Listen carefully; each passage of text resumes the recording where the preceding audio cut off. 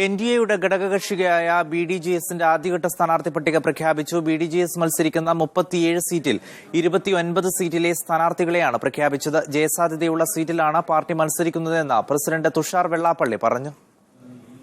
പ്രതീക്ഷിച്ചതുപോലെ SNDP യോഗം general secretary Vellappally നടേശനും party അധ്യക്ഷൻ തുഷാർ വെള്ളാപ്പള്ളിയും മത്സരത്തിനില്ല.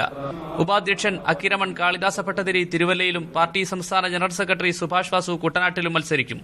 മറ്റൊരു ജനറൽ സെക്രട്ടറി TV ബാബു നാട്ടികയിലാണ് ജനവിധി തേടുന്നത്. പാർട്ടി ട്രഷറർ AG തങ്കപ്പൻ ഏറ്റുമാനൂരും മത്സരിക്കും. വയനാട് ഒഴികെ എല്ലാ ജില്ലകളിലും പ്രാതിനിധ്യമുള്ള പട്ടികയാണ് ഇപ്പോൾ പ്രഖ്യാപിച്ചിരിക്കുന്നത്. ഞങ്ങൾ എടുത്തിട്ടുള്ള സീറ്റുകളെല്ലാം വോട്ടിന്റെ പാറ്റേൺ എടുത്ത് പരിശോധിച്ചാൽ മനസ്സിലാകുന്നുള്ളൂ. ജയസാധ്യതയുള്ള സീറ്റുകളാണ് ഏറ്റവും കൂടുതൽ ഞങ്ങൾ മത്സരിക്കുന്നത്. അതിൽ നല്ലൊരു ശതമാനം സീറ്റുകൾ ജയിക്കാൻ കഴിയും എന്നുള്ളത് തന്നെയാണ് എല്ലാവരുടെയും വിശ്വാസം. അതുകൊണ്ട് തീർച്ചയായും ഈ വരുന്ന ഇലക്ഷനിൽ വലിയ ഒരു മാറ്റം ഉണ്ടാകും എന്നുള്ള കാര്യത്തിൽ യാതൊരു സംശയവും ഞങ്ങൾക്കില്ല. ബാക്കി 8 സീറ്റിലേക്കുള്ള സ്ഥാനാർത്ഥികളെ 3 ദിവസത്തിനുള്ളിൽ പ്രഖ്യാപിക്കാനാണ് ശ്രമം. അതിനു മുൻപ് BJPയുമായുള്ള തർക്കങ്ങളിൽ പരിഹാരമുണ്ടാക്കും. ചേർത്തല, അരൂർ സീറ്റുകൾ സംബന്ധിച്ചാണ് പ്രധാന തർക്കം. മീഡിയ 1 ആലപ്പുഴ.